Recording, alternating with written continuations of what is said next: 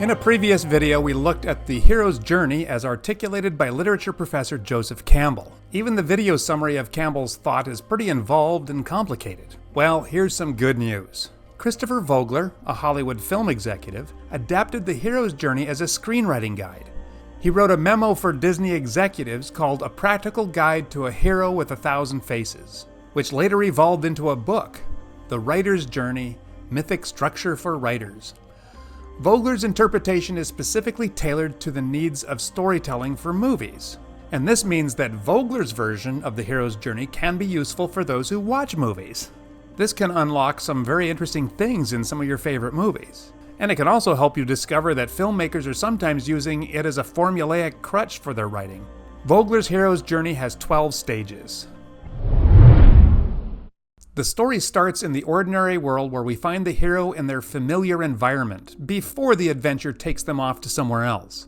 This stage establishes the hero's routines, relationships, and the challenges of their everyday life. One of the main things that we are looking for in this stage is the hero's problem. The problem can be an external threat of some kind, or it can be something within the hero, or it can be both. To illustrate each phase of Vogler's conception of the hero's journey, I could use many movies. I have chosen to use Marlin's story from Disney's Finding Nemo. It's a great example, everyone's seen it, and it's one of those movies that I can watch again and again, and I have.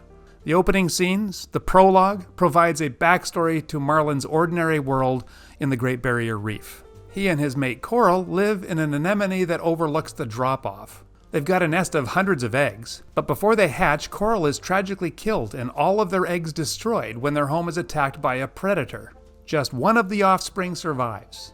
That's Nemo. This tragedy has left Marlin anxious, fearful, and overly cautious, particularly when it comes to parenting his only son. In order to protect Nemo, Marlin never lets him take any risks, which means he doesn't ever do anything. Marlin is defining his son by what he can't do. Nemo has this fin that doesn't work very well. They call it his lucky fin. Marlin's overprotectiveness is the central issue here. He's not a very good parent of a fish who's starting his first day of school. This is Marlin's problem. But before a hero can deal with their problem, they have to accept the journey. The ordinary world of most heroes is static, but unstable.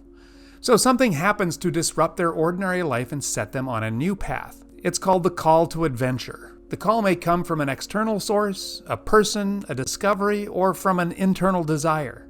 It's a pivotal moment that urges, or even demands, that the hero venture into the unknown. Marlin's overprotectiveness leads to conflict between father and son. When Marlin discovers Nemo's classmates daring each other to swim over the drop-off, he freaks out. At that moment of fear, he parents unwisely, humiliating Nemo. Nemo even mutters, "I hate you," to his father. And then in an act of defiance, he swims out to the boat that's floating dangerously far away. Despite his father's constant threats and warnings, Nemo touches the boat. This is Marlin's call to adventure. His overprotectiveness has led to a crisis in their relationship. Marlin is called to change his approach for the sake of that relationship. But journeys like this can involve tremendous risk, and that's why the hero often refuses to go anywhere.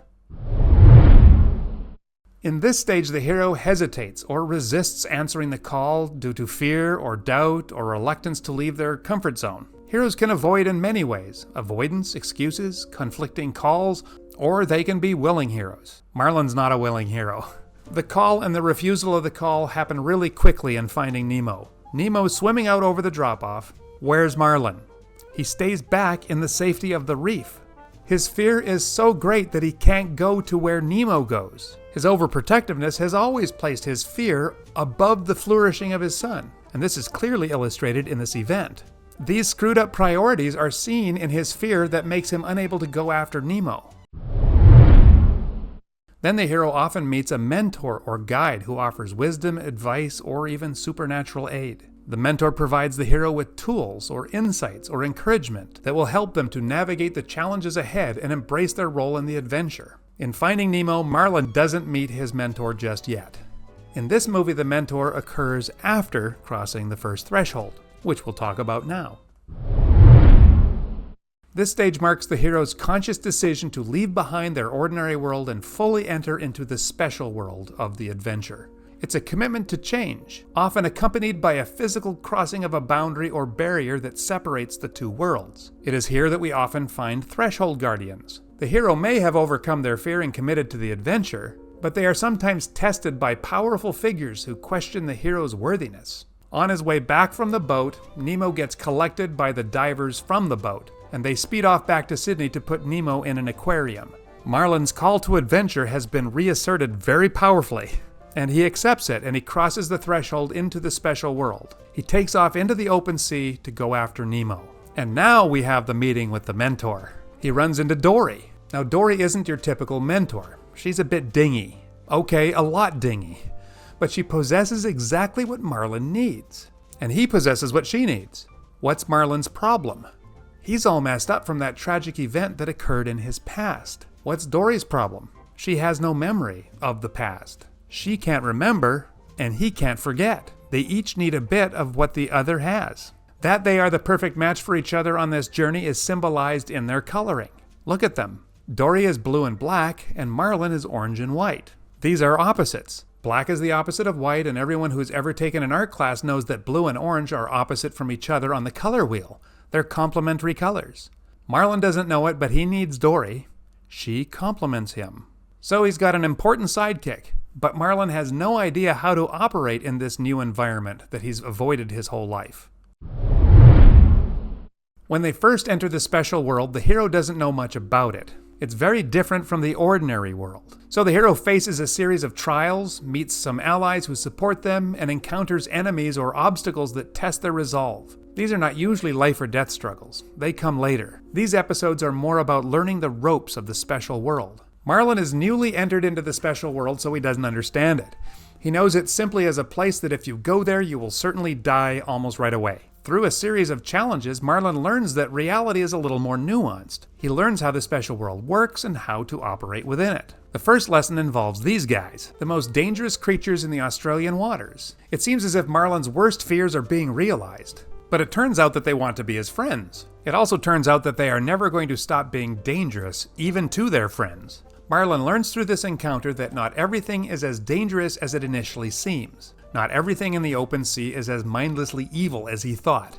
This guy is, though. He's the next test. What Marlin learns through this encounter is that great danger is survivable if you employ a little quick thinking and use the tools available to you, even if that tool is attached to the head of a very dangerous predator. The next lesson has to do with a trench that you can go through or over. Dory knows to go through, but doesn't remember how she knows this. The trench looks dangerous, so Marlin decides to go over, which looks way nicer. The lesson? Don't judge good and bad by appearances alone, and maybe trust your friends. Marlin's decision to go over leads them into peril, jellyfish. But even when you make a bad decision, it doesn't mean you're necessarily going to die. Marlin and Dory survive about 1 billion jellyfish by making a game out of their escape. At this point, Marlin is fully aware of how dangerous their situation is, but he's not paralyzed with fear this time. He's learned to put danger into its proper perspective. Through these challenges, Marlin learns that danger is a real thing in the ocean, but it's not as automatically fatal as he thought it was. You can do quite well in the ocean if you don't lose your head and you trust your friends. So he knows a lot more about dealing with the dangers of the open sea. But what does this have to do with parenting and rescuing his son? He's not ready for these issues yet. He's got much harder things to deal with first. The hero is now acclimated to the special world, and now he or she seeks its heart. A significant challenge or ordeal lies ahead. An ordeal that is often at the heart of the story's conflict. The approach to the inmost cave builds anticipation and tension as the hero prepares to confront their deepest fears or face a critical confrontation. The approach stage is all about preparation, and to help him prepare, Marlin meets up with Crutch on the EAC. Part of this preparation is for Marlin to observe Crutch parenting out of an entirely different paradigm. Squirt, Crutch's son, ends up falling out of the current. Marlin's first reaction is to panic and to try to step in and rescue the little guy. But Crutch stops him and says, "Let us see how Squirt does flying solo." Well, Squirt does all right. And he is so proud of himself for having overcome the challenge on his own that he can hardly contain himself. This exuberance is something that Nemo has never experienced under Marlin's parenting, and Marlin knows it. So now he's seen how it's done. But he's not yet gotten to the point where he can do it himself. Not yet. He first needs to go through the crisis of the ordeal to transform him. The hero experiences his or her most challenging and intense trial yet, often involving a life-threatening situation. This ordeal tests the hero's limits, forcing them to draw upon their inner strength, determination, and the lessons that they've learned on the journey thus far. This is the main test of the hero, and the experience leaves them transformed. This is not the climax of the story, but the necessary crisis in the hero's development so that they might succeed in the final battle. Watch for the hero's encounter with death in some form, as he will face the shadow. What's the shadow in Marlin's story? It's the shadow of the past that dominates his whole understanding of reality. And this needs to be dealt with before he can go to the main battle and get his son back and parent him properly.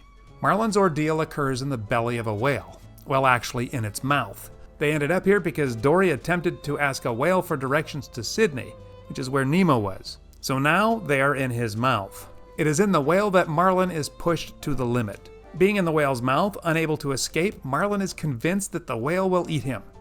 Dory doesn't think so. The whole situation is uncertain, really, like life. Eventually, the whale wants him to go to the back of the throat.